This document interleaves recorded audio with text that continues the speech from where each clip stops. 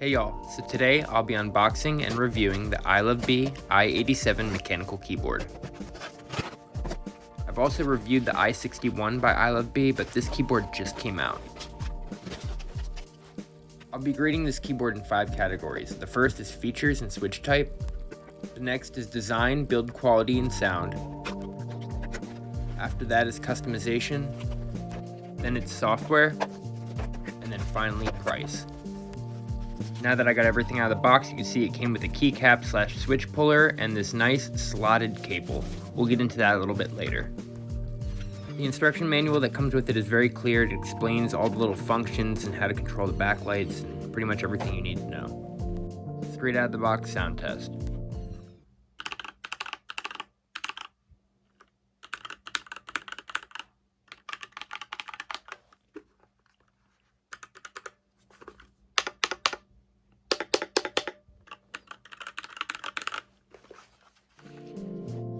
Okay, so it sounds pretty decent, but you can hear that little bit of ping. I think that the switches just need to be lubed up.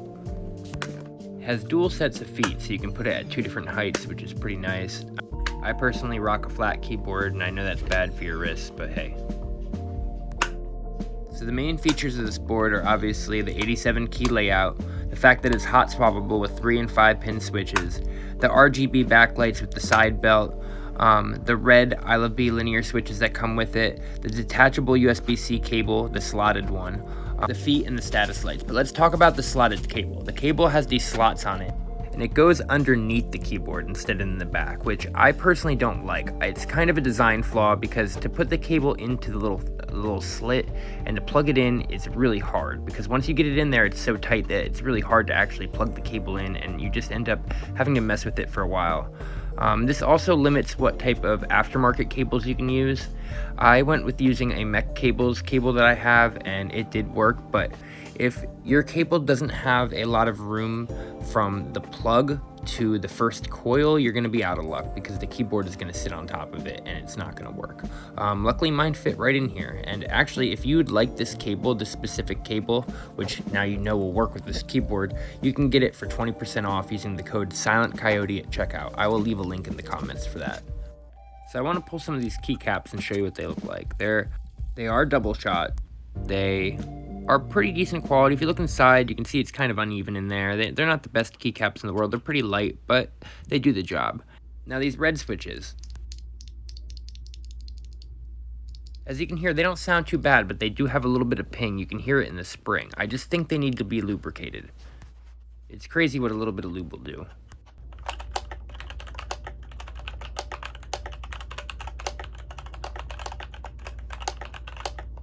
You can hear it has potential for some good thock. It just has a lot of ping. You can really hear it in the spacebar. Ilovbee keyboards are notorious for having a lot of foam inside. They're usually very well insulated, like you don't have to mod them at all. So I'm going to throw some different switches in here so you can hear what they sound like. I'm going to put a couple Gateron blacks, and I'm going to put a few lavender purple Acco switches in here, and I'm going to compare them with the red stock switches. The Accos are lubed, so are the Gateron blacks.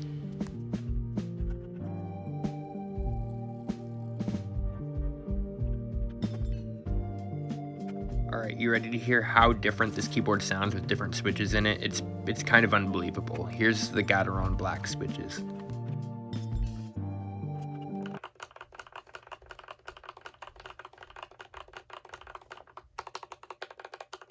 Ah, yeah. That sounds really good. Right, Luna? Meow. Alright, now it's time to throw in those lavender purple Acco switches. These are factory lubed, and these are tactile, unlike the other 2 that are linear, so these have a little bit of a thick click to them. Thick click. But they do, and you'll hear that. Now the only other little issue I had with the design of this keyboard was getting the keycaps off of the directional pad keys. Like, the way that the frame is makes it really hard to get the keycap puller in there, and it's really hard to get them off. I struggled with it for a while, but it's not the end of the world, and you can get them off. It's just kind of a pain, but you know, keep the struggle alive, I guess. Those red switches just really need lube. Alright, time to pull my keyboard out and put this baby in its place and see how it rocks. I'm gonna throw my GMK joystick right on there, because why not? And ooh, look at that, look at those RGB. It's an RGB belt on the side. This is the first time they've implemented that in their keyboards, but this is also like a translucent black, which is really cool because you can see the LEDs and they're frosted. They're also very heavily diffused, so you can't see the individual LEDs, which is really nice.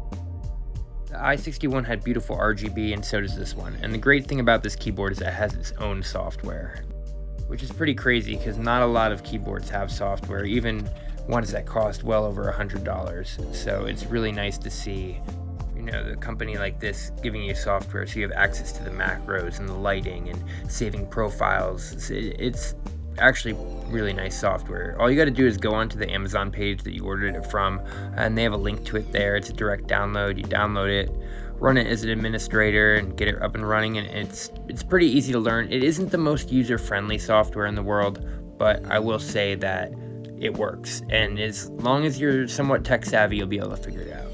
And if you're not tech savvy, you probably won't need it. You got the macros page, you got the lighting, you got two different lighting profiles pages, and there's a bunch of built-in effects.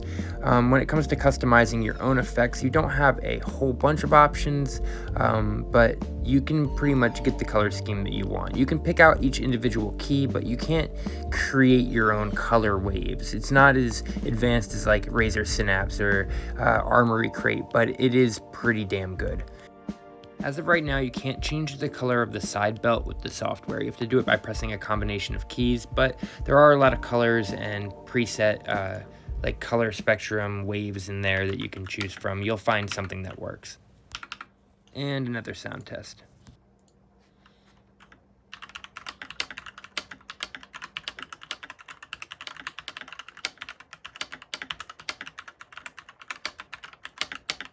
My desk pad absorbs quite a bit of the ping, and you can hear that this keyboard sounds really good. It just needs some lube. It's screaming for some lube. Them switches are dry.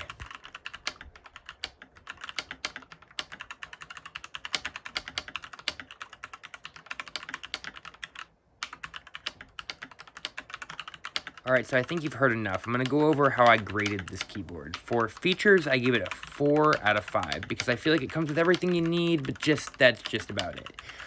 For build quality, design, and sound, I gave it a 4.5 out of 5 because the build quality is excellent. I love how it looks. I love the design. The sound is great in the keyboard. The switches need a little bit of lube, but if you lube them up, they sound really good.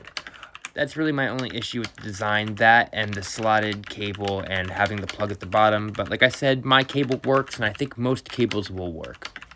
When it comes to the software, I give it a 4 out of 5 because it is good software with everything you need, but it's not that user-friendly.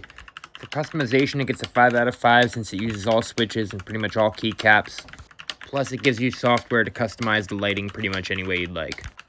And finally, it's value and price, which I gave it a 5 out of 5 for, because for the price point, you're not getting anything close to this. So overall, this keyboard averaged out with a 4.5 out of 5, which is really good, and I recommend this board. Stock switches, Gateron, Acco Lavender Purple.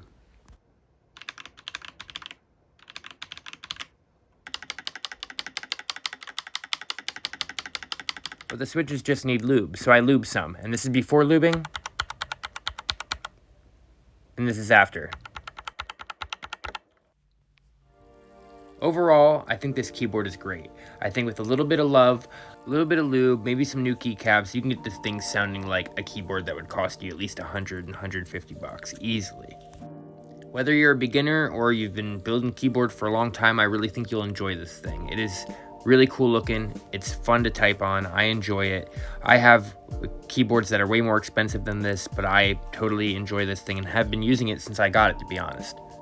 So to answer the question that you probably had that resulted in you watching this video in the first place, no, you will not regret buying this keyboard. At least I wouldn't. If you enjoyed this video, please take a moment to check out my channel, maybe subscribe, follow, whatever. Just do it. It helps me out and makes me want to make more videos. So if you like my videos, let me know you like my videos. See you soon.